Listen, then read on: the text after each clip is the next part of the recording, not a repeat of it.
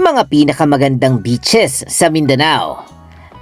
At unahan na lang guys ha, kasi marami dito wala pa nakakaalam. Kaya tara, alamin natin. Mr. D. Number 15. Mabua Pebble Beach, Surigao City. Kung sawa ka na sa puro white sand, ibang experience agad ang Mabua Pebble Beach. Sa halip na pinong buhangin, ang baybayin nito ay natatakpan ng napakaraming makikinis at bilugang bato na patuloy na hinuhubog ng galaw ng dagat. Kapag umaatras ang alon, maririnig mo ang kakaibang kalansing ng mga bato, parang natural na music ng beach. Ayon sa Surigao City Tourism, iniuugnay ang pangalang Mabua sa salitang mabula dahil sa frothy waves na makikita rito lalo na sa habagat season. May viewing area rin sa dulo ng beach kung saan makikita ang malawak na coastline at magandang sunset. Pwedeng lumangoy, magpicture o simpleng umupo habang pinapakinggan ang alon at mga pebbles. Number 14. Buluan Island Beach, Ipil, Zamboanga, Sibugay. Isa ito sa mga beach na may malaking potensyal na sumikat. Mula sa mainland ng Ipil, kailangan mong bumiyahe sakay ng bangka papunta sa maliit na islandscape na may white sand shoreline at malinaw na asul na tubig. Unti-unti na ring pinapalakas ang turismo dito. Sa katunayan, sinusuportahan ng TIEZA ang pagpapaganda ng boardwalk at tourism facilities sa Buluan Jump-Off Point dahil kinikilala ang isla bilang emerging tourist destination. Pero ang pinakamagandang bahagi ay hindi pa ito sobrang commercialized. Perfect dito ang swimming, snorkeling, picnic at yung simpleng paghiga sa buhangin na halos dagat at hangin lamang ang maririnig. Number 13. San Victor Island Beach, Baganga, Davao Oriental. Sa baybayin ng Baganga, may maliit na isla na parang ginawa para sa private tropical retreat. Ang San Victor Island ay humigit kumulang 3 ektarya lamang, ngunit napapalibutan ito ng white sand at crystal clear water. Ayon sa Municipality of Baganga, ginagamit din ang lugar para sa retreats at events, kaya may tahimik at relaxing itong atmosphere. Kapag papalapit ang bangka, mapapansin agad ang pagbabago ng kulay ng tubig. Deep blue sa malayo, turquoise sa mababaw, tapos maputing shoreline at makapal na greenery sa gitna. Pwedeng mag-swimming, island picnic at beach walk. Hindi kailangan ng water park o napakaraming attraction dito. Ang mismong tanawin ang entertainment. Number 12. Canibad Beach, Samal Island. Malapit lang ang Samal sa Davao City, pero kapag nakarating ka sa Canibad Beach, parang biglang lumayo ang syudad. Nasa mas tahimik na bahagi ito ng Samal at may cove-like shoreline, malinaw na tubig at coastal cliffs at rock formations na nagbibigay dito ng mas dramatic na karakter. May mga beachfront accommodations at camping options, pero mas laid back pa rin ang atmosphere kumpara sa mas developed na bahagi ng isla. Pwedeng lumangoy, mag-snorkeling kapag magandang sea conditions, magkayak o gumising ng maaga para panoorin ang pagsikat ng araw. Imagine yung pagbukas mo ng pinto sa umaga at dagat agad ang makikita mo. Walang traffic, walang city noise. Hi heavens! Number 11.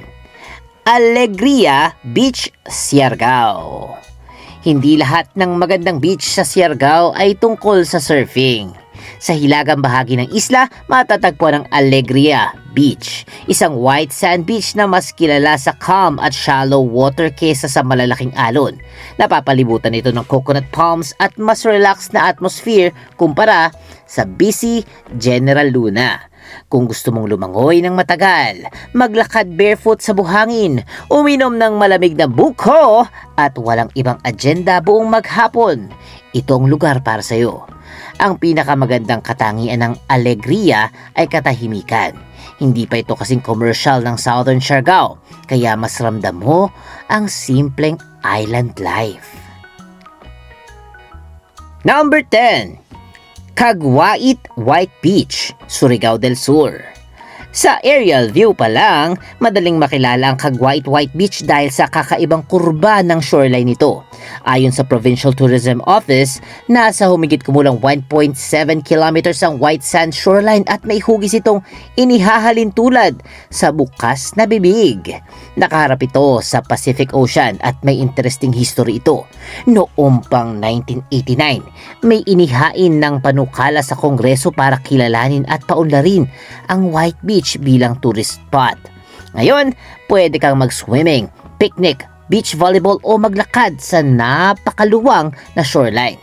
Dahil malawak ang beach, hindi agad mararamdamang crowded kahit may maraming bisita.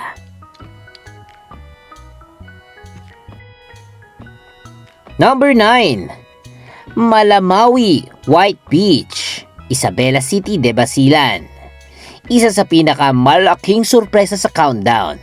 May powdery white sand, aquamarine water at tropical scenery itong unti-unting nagiging mukha ng tourism revival ng Isabela City de Basilan. Available dito ang swimming, scuba diving at iba pang water activities at may hiking trail din na umaakyat sa mas mataas na bahagi ng isla kung saan makikita ang Basilan Strait. Noong 2022, naghain din ng panukala upang ideklarang ecotourism zone ang Malamawi Island upang makatulong sa sustainable tourism at kabuhayan ng local communities. Dahil sensitibo ang travel conditions sa ilang bahagi ng rehiyon, pinakamainam na makipag-coordinate muna sa local tourist office at tingnan ang latest travel guidelines bago pumiyahe. Number 8. Gumasa Beach, Glan, Sarangani. Kung mahaba, malinis at relaxing na white sand coastline ang hanap mo, malakas ang laban ng beach na ito. Matatagpuan ito sa Glan, Sarangani at kilala sa powdery sand, crystal clear water at gentle waves na bagay sa swimming. Pwede kang mag-camping, kayaking, picnic at beach volleyball o simpleng maglakad sa mahabang shoreline habang hinihintay ang sunset. Pero may dalawang personality ang Gumasa. Sa normal na araw, peaceful tropical escape ito. Kapag panahon naman ng Sarangani Bay Festival, nabubuhay ang beach sports competitions, cultural performances at environmental activities. Kaya pwede itong maging lugar para sa total relaxation o isang pinakamasayang beach experiences sa Southern Mindanao. Number 7. Pacifico Beach, Siargao. Kung ang General Luna ang social side ng Siargao, ang Pacifico Beach naman ang mas tahimik at surf-focused na version nito. Mahaba ang coastline, nakaharap sa Pacific at may classic Siargao scenery, coconut trees, blue water at surf community. Kilala ang Pacifico sa surf breaks nito kaya minsan surfers at ilang locals lang ang makikita mong naglalaro sa alon. Pero kahit hindi ka surfer, sulit pumunta para sa sunrise, beach walks at slow mornings. Walang kailangang malaking attraction. Umupo ka lang sa beach, pakinggan ang malakas na bagsak ng alon at panoorin ang surfer sa malayo. At maintindihan mo kung bakit maraming gustong manatili sa Northern Siargao. Number 6. White Island, Camiguin. Imagine, isang napakaputing sandbar sa gitna ng dagat. Walang permanenteng puno, walang gusali at halos walang humaharang sa 360-degree view. Yan ang White Island ng Camiguin. Ang pinakamaganda rito ay ang contrast. Sa harap mo ay white sand at turquoise water. Sa likuran naman ang dramatic volcanic landscape ng Camiguin, nakilala din bilang Island Born of Fire. Ayon sa Department of Tourism, ang terrain ng probinsya ay hinubog ng 14 volcanoes. Pinakamagandang pumunta ng maagang maaga bago pa maging masyadong mainit. Pwedeng lumangoy, mag-snorkel at mag-picture habang nagbabago ang hugis at lawak ng sandbar depende sa tide. If it's high tide or low tide. Number 5. Great Santa Cruz Island, Pink Sand Beach, Zamboanga City. Hindi camera filter ang kulay nito. Ang beach na ito ay sikat dahil sa pinkish shoreline na nabubuo mula sa paghahalo ng natural na white sand at malilit na piraso ng red organ pipe corals. Kaya depende na sa sikat ng araw at pagkabasa ng buhangin, mas lumalabas ang blush pink color nito. Pero higit pa sa pink sand ang experience, may mangrove lagoon, local maritime culture at regulated tourism system para makatulong sa conservation ng isla. Pwedeng lumangoy, kumuha ng photos at sumama sa lagoon tour, at habang nakaupo ka sa shore, isipin mong isa ito sa kakaunting beach destination sa Pilipinas na may ganitong natural na kulay. Number 4. Mantigue Island Beach, Camiguin. Kung gusto mo ng beach sa ibabaw ng spectacular marine world naman sa ilalim, nandito ang Mantigue Island. Humigit kumulang 4 na hektarya lang ang isla, ngunit may white sand shoreline at maliit na tropical forest sa gitna. Favorite ito ng mga divers at underwater photographers dahil sa coral gardens, makukulay na isda at posibilidad na makakita ng endangered hawksbill turtle. Pati ang biyahe papunta rito ay maganda. Habang lumalapit ang bangka, parang isang berdeng isla itong nakalutang sa napakalinaw na turquoise sea. Pwedeng mag-snorkel, scuba dive, maglakad sa forest area o humiga sa maliit at maputing shoreline habang tanaw ang mountainous Camiguin. Number 3. Daku Island Beach, Siargao. Sa famous Tri-Island Tour ng Siargao, maraming dumadaan sa Naked at Guyam Island, pero Daku Island ang gusto mong tambayan ng pinakamatagal. May mahaba itong stretch ng fine sand, crystal clear water at coconut-lined interior. Tinatawag itong Daku Cebuano para sa malaki dahil mas malaki ito kaysa sa kalapit na islets. Ayon sa Department of Tourism, kabilang ito sa pangunahing treasures ng Siargao Tri-Island Experience. Pwede mag-swimming, snorkeling at paddle activities. Pero isa sa pinaka-memorable ang island lunch. Fresh seafood at budol-style meal habang nakaharap sa bangka. White sand at dagat na iba-iba ang shade ng blue. Number 2. Dahican Beach, Mati, Davao Oriental. 7 kilometro ng malawak na coastline, powerful waves, coconut trees at surf culture. Yan ang Dahican Beach. Facing the Pacific Ocean, naging kilala ito sa surfing at skimboarding. Pero ang mas espesyal sa kwento rito ay ang pawikan. Ang pangalang Dahican ay nagmula sa salitang dahik na tumutukoy sa pag-ahon ng sea turtles mula sa dagat para mangitlog. Naitala ito na may nesting ng hawksbill at olive ridley turtles. Kaya habang may surfers na sumasabay sa malaking alon, tandaan na wildlife habitat din ang beach na ito.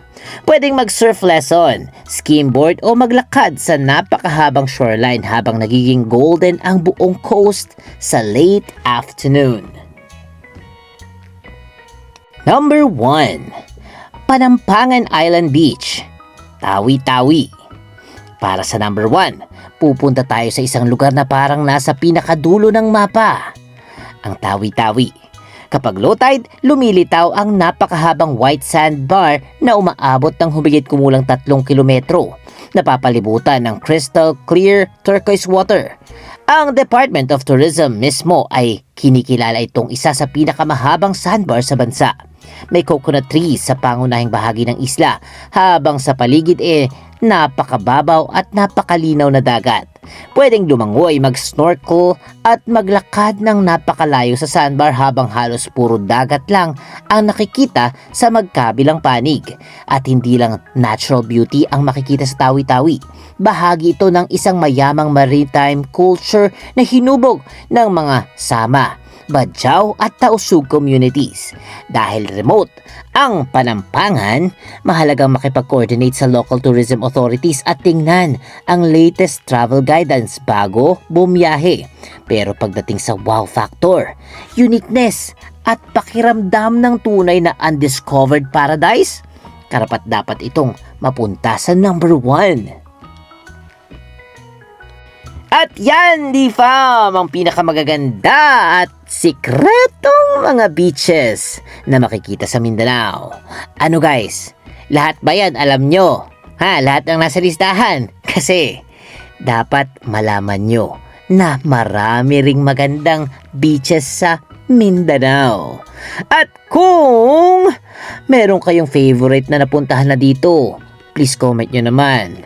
Kasi ako, marami na rin ako napuntahan eh. Pero ang isa sa paborito ko ay ang Siargao.